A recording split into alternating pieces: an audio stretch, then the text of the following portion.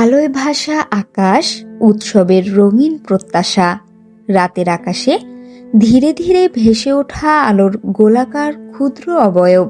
দূর থেকেই মনে হয় যেন তারার মিছিল নেমে এসেছে। বাংলার মানুষের কাছে এই আলো ভরা উড়ন্ত প্রদীপটির নাম ফানুস। কখনো পূজা পার্বণে, কখনো আনন্দ উল্লাসে, আবার কখনো স্মরণ ও শুভকামনার প্রতীক হয়ে আজও আকাশ জুড়ে উড়ে বেড়ায় রঙিন ফানুস। একসময় গ্রামীণ উৎসবের অবিচ্ছেদ্য অংশ থাকলেও এখন গ্রাম ও শহর জুড়ে নতুন করে জনপ্রিয়তা পেয়েছে এই চিরচেনা ঐতিহ্য। বলা যায়, প্রাচীন চীনের আকাশে জন্ম রঙিন আলোকবার্তা। ফানুসের ইতিহাস কয়েক হাজার বছরের পুরনো।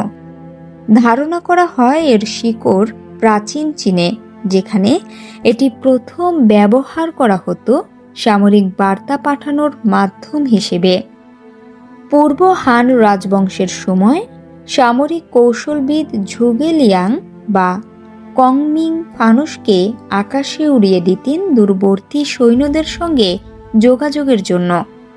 চালের কাগজ ও বাঁশ দিয়ে তৈরি সেই প্রাচীন সংকেতবাহক পরে বিকশিত হয়েছে উৎসব, ধর্মীয় আচার ও নান্দনিক উদযাপনের অংশ হিসেবে, যেখানে যুদ্ধের ভাষা বদলে গেছে আলোর ভাষায়।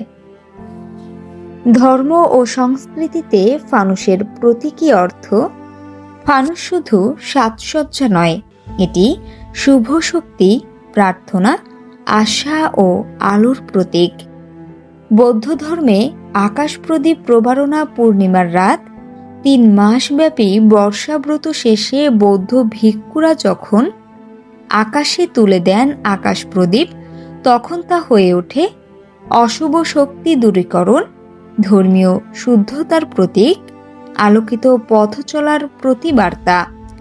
অন্যান্য উৎসবেও সমান জনপ্রিয় দীপাবলি, বড়দিন, বর্ষবরণ, জন্মদিন, বিয়ে, মেলা কিংবা যে কোনো বিশেষ আয়োজনে রাত্রিকালীন আকাশে রঙিন আলো ছড়িয়ে দেয় ফানুস। ব্যস্ত শহরের ছাদ থেকে শুরু করে গ্রামের খোলা মাঠ, সবখানেই এখন দেখা যায় ফানুস উড়ানোর আনন্দ মুখরতা। শিল্প, ঐতিহ্য ও নিখুঁত কারিগরি একটি ফানুস তৈরিতে প্রয়োজন হয় হালকা ও রঙিন কাগজ, বাঁশের বৃত্ত, সুতা, নিচে লাগানোর জন্য তুলা বা কাপড়ের কুণ্ডলি এবং অল্প পরিমাণ জ্বালানি।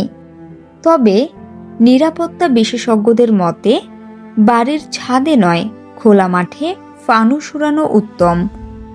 বিদ্যুৎ লাইন, গাছপালা বা দাহ্য বস্তু থাকা এলাকায় এটি বিপজ্জনক। বাতাস খুব বেশি প্রবল হলে ফানুস নিয়ন্ত্রণ হারাতে পারে। তাই একটু সচেতনতা উৎসবের আনন্দকে রাখে নিরাপদ ও সুন্দর। সবশেষে সময়ের সঙ্গে বদলেছে প্রযুক্তি, বদলেছে উৎসবের ধরন, কিন্তু মানুষের আলোর প্রতি টান কখনো কমেনি। আকাশে যখন একটি ফানুস ধীরে ধীরে উঁচুতে ওঠে, তখন মনে হয় প্রত্যেকটি আলো মানুষের অন্তরের মনোবাসনার মতোই উঠতে চায়, জ্বলে উঠতে চায়।